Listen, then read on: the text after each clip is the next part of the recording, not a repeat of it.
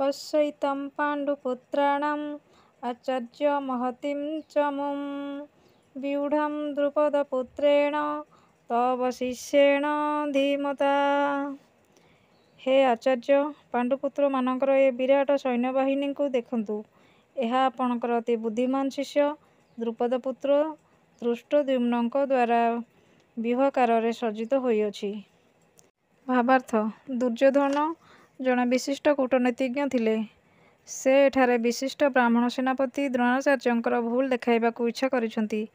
ଦ୍ରୋଣାଚାର୍ଯ୍ୟଙ୍କର ଦ୍ରୁପଦ ରାଜାଙ୍କ ସହିତ କୌଣସି ରାଜନୈତିକ କଳହ ଥିଲା। ଦ୍ରୁପଦ ହେଉଛନ୍ତି ଅର୍ଜୁନଙ୍କ ସ୍ତ୍ରୀ ଦ୍ରୌପଦୀଙ୍କର ପିତା। ଏ କଳହ ଯୋଗୁଁ ଦ୍ରୁପଦ ଏକ ବିରାଟ ଯଜ୍ଞାନୁଷ୍ଠାନ କଲେ। ସେ ଯଜ୍ଞରୁ ତାଙ୍କୁ ଏହି ବର ମିଳିଲା ଯେ ସେ ଏପରି ଏକ ପୁତ୍ର ଲାଭ କରିବେ ଯେ କି ଦ୍ରୋଣାଚାର୍ଯ୍ୟଙ୍କୁ ବଧ କରିବାକୁ ସକ୍ଷମ ହେବ। ଏ କଥା ଦ୍ରୋଣାଚାର୍ଯ୍ୟ ଭଲ ଭାବରେ ଜାଣିଥିଲେ। ସେ ଜଣେ ଉଦାର ହୃଦୟ ବିଶିଷ୍ଟ ବ୍ରାହ୍ମଣ ହୋଇଥିବାରୁ ସେଥିପାଇଁ ଯେତେବେଳେ ଦ୍ରୁପଦଙ୍କ ପୁତ୍ର ଧୃଷ୍ଟଦ୍ୟୁମ୍ନ ଅସ୍ତ୍ରବିଦ୍ୟା ଶିକ୍ଷା କରିବା ନିମିତ୍ତ ତାଙ୍କ ଶିଷ୍ୟ ହେବାକୁ ଗଲେ, ସେତେବେଳେ ସେ ତାଙ୍କୁ ସମସ୍ତ ଗୁପ୍ତ ଯୁଦ୍ଧ କୌଶଳ ବିନା ଦ୍ୱିଧାରେ ଶିକ୍ଷା ଦେଇଥିଲେ। ବର୍ତ୍ତମାନ କୁରୁକ୍ଷେତ୍ର ଯୁଦ୍ଧରେ ଧୃଷ୍ଟଦ୍ୟୁମ୍ନ ପାଣ୍ଡବମାନଙ୍କ ପକ୍ଷ ଗ୍ରହଣ କଲେ ଏବଂ ସେ ଦ୍ରୋଣାଚାର୍ଯ୍ୟଙ୍କଠାରୁ ଯୁଦ୍ଧ କୌଶଳ ଶିକ୍ଷା କରିବା ପରେ ବର୍ତ୍ତମାନ ପାଣ୍ଡବମାନଙ୍କର ସୈନ୍ୟମାନଙ୍କୁ ବ୍ୟୁହାକାରରେ ସଜାଇଛନ୍ତି। ଦୁର୍ଯ୍ୟୋଧନ ଏଠାରେ ଦ୍ରୋଣାଚାର୍ଯ୍ୟଙ୍କର ଏହି ଭୁଲକୁ ଜଣାଉଛନ୍ତି, କାରଣ ସେ ତାଙ୍କର ଗତ ଭୁଲକୁ ମନେ ପକାଇ ସାବଧାନ ହେବେ ଏବଂ ଯୁଦ୍ଧରେ ଶିଥିଳତା ପ୍ରଦର୍ଶନ କରିବେ ନାହିଁ। ଏତଦ୍ୱାରା ସେ ଦର୍ଶାଇବାକୁ ଚାହାନ୍ତି ଯେ ଦ୍ରୋଣାଚାର୍ଯ୍ୟ ତାଙ୍କର ପ୍ରିୟ ଶିଷ୍ୟ ପାଣ୍ଡବମାନଙ୍କ ବିରୁଦ୍ଧରେ ଯୁଦ୍ଧ କରୁଥିବା ବେଳେ ଯେପରି କୋହଳ ନୀତି ଅନୁସରଣ ନ କରନ୍ତି।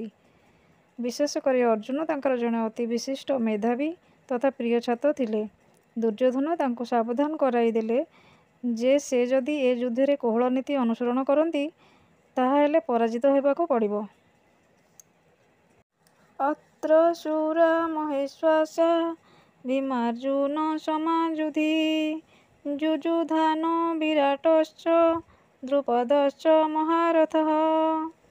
ଏଠାରେ ଏ ସୈନ୍ୟବାହିନୀରେ ଭୀମ ଓ ଅର୍ଜୁନଙ୍କ ତୁଲ୍ୟ ଅନେକ ଧନୁର୍ଦ୍ଧାରୀ ବୀର ଅଛନ୍ତି। ପୁନଶ୍ଚ ଯୁଯୁଧାନ, ବିରାଟ ଏବଂ ଦ୍ରୁପଦଙ୍କ ପରି ଅନେକ ବିଶିଷ୍ଟ ଯୋଦ୍ଧା ମଧ୍ୟ ଅଛନ୍ତି।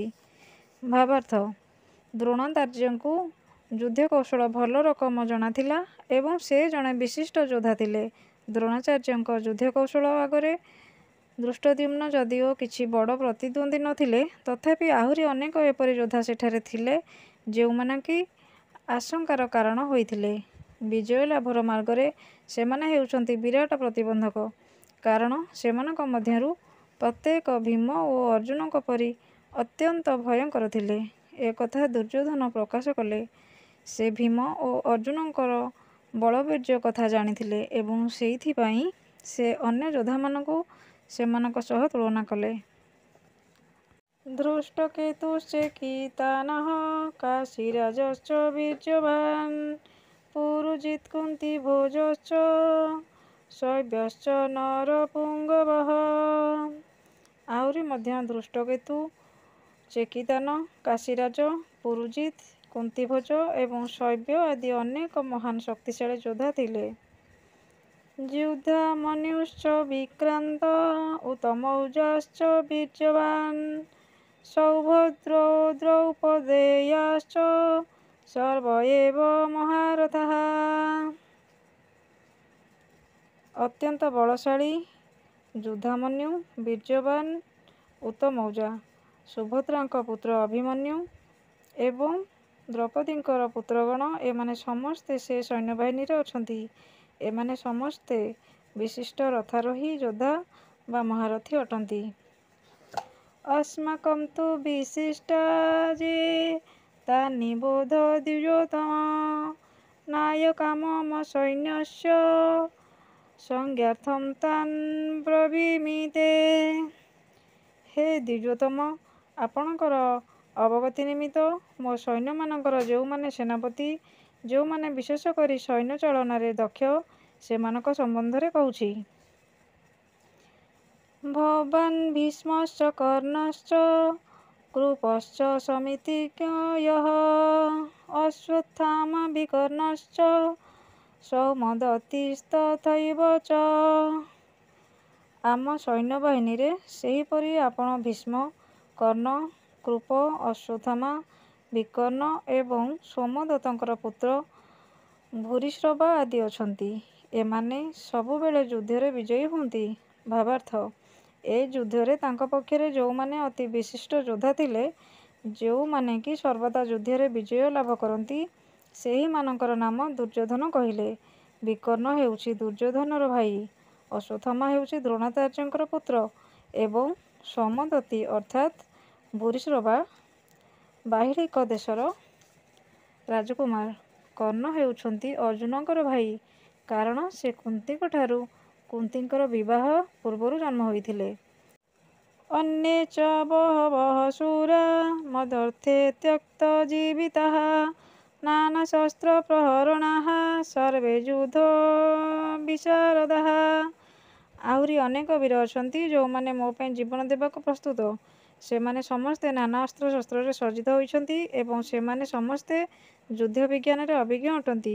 ଭାବାର୍ଥ ଜୟଦ୍ରଥ, କୃତବର୍ମା, ଶୈଲ୍ୟ ଆଦିଙ୍କ ପରି ଆହୁରି ଅନେକ ବୀର ଦୁର୍ଯ୍ୟୋଧନ ନିମିତ୍ତ ଜୀବନପାତ କରିବା ପାଇଁ ଦୃଢ଼ ନିଶ୍ଚିନ୍ତ ହୋଇଯାଇଛନ୍ତି। ଅନ୍ୟ କଥାରେ ଏହା ହିଁ କୁହାଯାଇପାରେ ଯେ ଏମାନେ ସମସ୍ତେ ପାପାଚାରୀ ଦୁର୍ଯ୍ୟୋଧନ ଦଳରେ ଯୋଗ ଦେଇ କୁରୁକ୍ଷେତ୍ର ଯୁଦ୍ଧରେ ମୃତ୍ୟୁବରଣ କରିବେ। ଅବଶ୍ୟ ଉପରେ କୁହାଯାଇଥିବା ଏସବୁ ଯୋଦ୍ଧାମାନଙ୍କର ସମ୍ମିଳିତ ବଳବୀର୍ଯ୍ୟ ଉପରେ ବିଶ୍ୱାସ କରି ଦୁର୍ଯ୍ୟୋଧନ ଯୁଦ୍ଧରେ ବିଜୟ ଲାଭ କରିବ ବୋଲି ଖୁବ୍ ଆଶା କରିଥିଲା। ଅପର୍ଯ୍ୟାପ୍ତଂ ତଦସ୍ମାକଂ ବଳଂ ଭୀଷ୍ମାଭିରକ୍ଷିତଂ ପର୍ଯ୍ୟାପ୍ତଂ ତ୍ୟୁଦମେତେଷାଂ ବଳଂ ଭୀମାଭିରକ୍ଷିତଂ। ଆମ୍ଭମାନଙ୍କର ବଳ ଅପରିମିତ ଅଟେ ଏବଂ ଆମ୍ଭେମାନେ ପିତାମହ ଭୀଷ୍ମଙ୍କ ଦ୍ୱାରା ସୁରକ୍ଷିତ ଅଟୁଁ, ଅଥଚ ଭୀମଙ୍କ ଦ୍ୱାରା ସାବଧାନତା ସହକାରେ ସୁରକ୍ଷିତ ପାଣ୍ଡବମାନଙ୍କର ବଳ ସୀମିତ ଅଟେ। ଭାବାର୍ଥ ଏଠାରେ ଦୁର୍ଯ୍ୟୋଧନ ଉଭୟ ପକ୍ଷର ସୈନ୍ୟବଳର ଏକ ତୁଳନାତ୍ମକ ଚିତ୍ର ଦେଉଛି। ସେ ଭାବୁଛି ତାର ସୈନ୍ୟବଳ ଅପରିମିତ ଅଟେ ଏବଂ ଏହା ଅତ୍ୟନ୍ତ ଅଭିଜ୍ଞ ସେନାପତି ପିତାମହ ଭୀଷ୍ମଙ୍କ ଦ୍ୱାରା ସୁରକ୍ଷିତ ହୋଇଅଛି। ଅନ୍ୟପକ୍ଷରେ ପାଣ୍ଡବମାନଙ୍କର ବଳ ସୀମିତ ଅଟେ ଏବଂ ଏହା ଅନଭିଜ୍ଞ ସେନାପତି ଭୀମଙ୍କ ଦ୍ୱାରା ସୁରକ୍ଷିତ ହୋଇଅଛି। ଭୀଷ୍ମଙ୍କ ସମ୍ମୁଖରେ ଭୀମ ଅତି ନଗଣ୍ୟ ଅଟେ। ଦୁର୍ଯ୍ୟୋଧନ ସର୍ବଦା ଭୀମ ପ୍ରତି ହିଂସା ଆଚରଣ କରେ, କାରଣ ସେ ଏହା ଭଲ ରୂପେ ଜାଣିଥିଲା ଯେ ଯଦି ସେ କେବେ ମରିବ, ତାହାହେଲେ ସେ ଏକା ଏହି ଭୀମଙ୍କ ଦ୍ୱାରା ହିଁ ହତ ହେବ। କିନ୍ତୁ ତତ୍ ସଙ୍ଗେ ସଙ୍ଗେ ତାର ପୂର୍ଣ୍ଣ ବିଶ୍ୱାସ ଥିଲା ଯେ ଭୀଷ୍ମଙ୍କ ଉପସ୍ଥିତି ଯୋଗୁଁ ସେ ନିଶ୍ଚୟ ବିଜୟ ହାସଲ କରିବ, କାରଣ ସେ ଜଣେ ପ୍ରସିଦ୍ଧ ସେନାପତି ଥିଲେ। ଦୁର୍ଯ୍ୟୋଧନଙ୍କର ଏହି ସିଦ୍ଧାନ୍ତରେ ପହଞ୍ଚିଲା ଯେ ସେ ନିଶ୍ଚୟ ଯୁଦ୍ଧରେ ବିଜୟ ହାସଲ କରିବ। ଅୟନେଷୁ ଚ ସର୍ବେଷୁ ଯଥାଭାଗମବସ୍ଥିତାଃ ଭୀଷ୍ମମେବାଭିରକ୍ଷନ୍ତୁ ଭବନ୍ତଃ ସର୍ବ ଏବ ହି। ବର୍ତ୍ତମାନ ଆପଣମାନେ ସମସ୍ତେ ବ୍ୟୂହ ମଧ୍ୟରେ ନିଜ ନିଜ ସ୍ଥାନରେ ଠିକ୍ ଭାବରେ ରହି ପିତାମହ ଭୀଷ୍ମଙ୍କୁ ପୂର୍ଣ୍ଣ ପ୍ରାଣରେ ସହାୟ ହେବା ଉଚିତ। ଭାବାର୍ଥ ଦୁର୍ଯ୍ୟୋଧନ ପିତାମହ ଭୀଷ୍ମଙ୍କର ବଳବୀର୍ଯ୍ୟ ପ୍ରଶଂସା କରିସାରିବା ପରେ କାଳେ ଅନ୍ୟମାନେ କେହି ଭାବିବେ ଯେ ଦୁର୍ଯ୍ୟୋଧନ ସେମାନଙ୍କ ଉପରେ କୌଣସି ଗୁରୁତ୍ୱ ଆରୋପ କରୁନାହିଁ, ଏଥିପାଇଁ ଏକ ରାଜନୀତିଜ୍ଞ କୂଟନୀତିଜ୍ଞ ହିସାବରେ ଉପରଲିଖିତ କଥା କହି ସମସ୍ତଙ୍କୁ ସନ୍ତୁଷ୍ଟ କରିବାକୁ ଚେଷ୍ଟା କଲା। ସେ ବଡ଼ ଜୋର ଦେଇ କହିଲା, ଏହା ନିଃସନ୍ଦେହ ଯେ ଭୀଷ୍ମଦେବ ସର୍ବୋତ୍ତମ ବୀର ଅଟନ୍ତି, କିନ୍ତୁ ସେ ଜଣେ ବୃଦ୍ଧ ଲୋକ, ତେଣୁ ପ୍ରତ୍ୟେକେ ସବୁ ଦିଗରୁ ତାଙ୍କର ସୁରକ୍ଷା କଥା ଚିନ୍ତା କରିବା ଉଚିତ।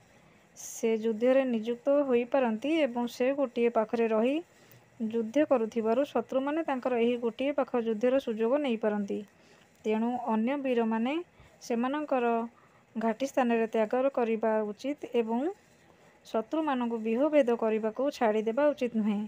ଦୁର୍ଯ୍ୟୋଧନ ଭଲ ଭାବରେ ଅନୁଭବ କଲେ ଯେ କୌରବମାନଙ୍କର ବିଜୟ ଭୀଷ୍ମଦେବଙ୍କ ଉପରେ ନିର୍ଭର କରେ।